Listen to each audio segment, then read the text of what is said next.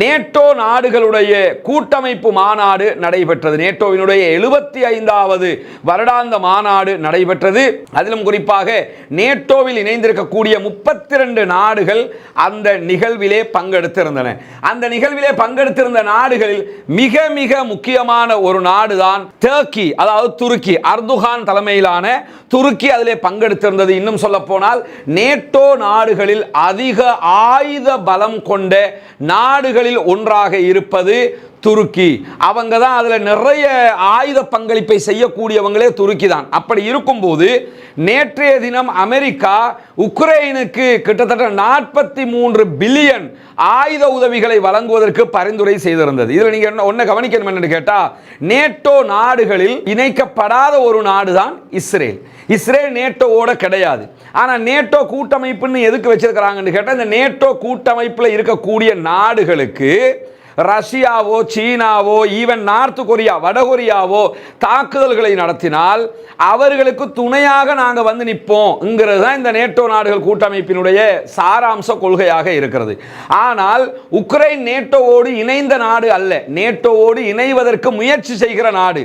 உக்ரைனை நாங்கள் எதிர்காலத்திலே நேட்டோவில் இணைப்போம் என்பதை நேற்றைய தினம் அவர்களுடைய மாநாட்டில் அறிவித்தும் இருக்கிறார்கள். ஆனால் நேட்டோவில் இணைய போகிறார்கள் என்பதற்காக வேண்டித்தான் உக்ரைன் மீது படையெடுத்தது ரஷ்யா. தொடர்ந்து உக்ரைன் மீது தாக்குதல்களையும் நடத்தி கொண்டிருக்கிறது.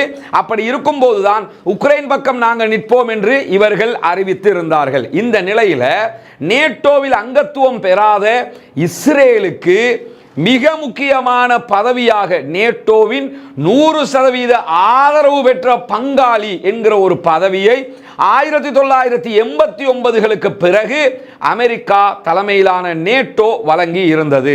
அமெரிக்கா தலைமையிலான நேட்டோ கொடுத்திருக்கக்கூடிய இந்த அந்தஸ்தை நேட்டோவினுடைய 75வது மாநாட்டிலே கேள்விக்குட்படுத்தி இருக்கிறார் துருக்கியினுடைய அதிபர் தையூப் அர்துகான் அவர்கள்.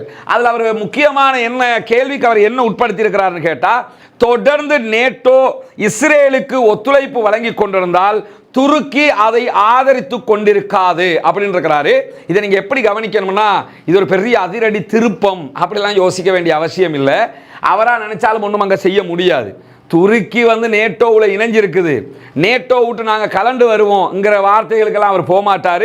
நேட்டோ விட்டு அவங்க பிரிஞ்சாங்கன்னா அவங்க ரஷ்யாவோடு தான் போய் சேரணும் அல்லது சைனாவோடு தான் போய் சேரணும்.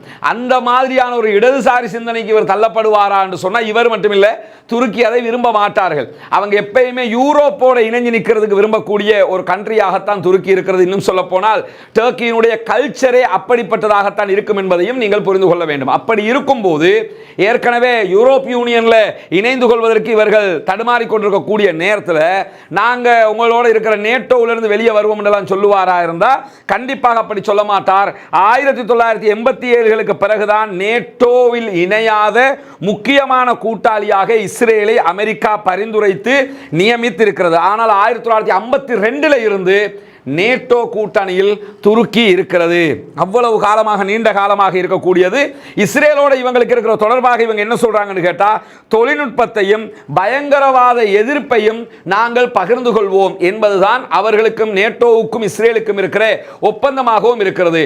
அதை இன்றைக்கு கேள்விக்குட்படுத்தி இருக்கிறார் அவ்வளவுதான் தவிர அதனால வேறு எந்த மாற்றமும் வராது என்பதையும் புரிந்து கொள்ளுங்கள். அப்ப நம்ம இதை எடுத்து சொல்றோம்னு சொன்னா இதை வச்சுக்கிட்டு யாரும் செய்தி சொல்லக்கூடாது. நேட்டோவை மிரட்டினார், நேட்டோவை உருட்டினார் சொல்றதுக்கு வந்துருவாங்க.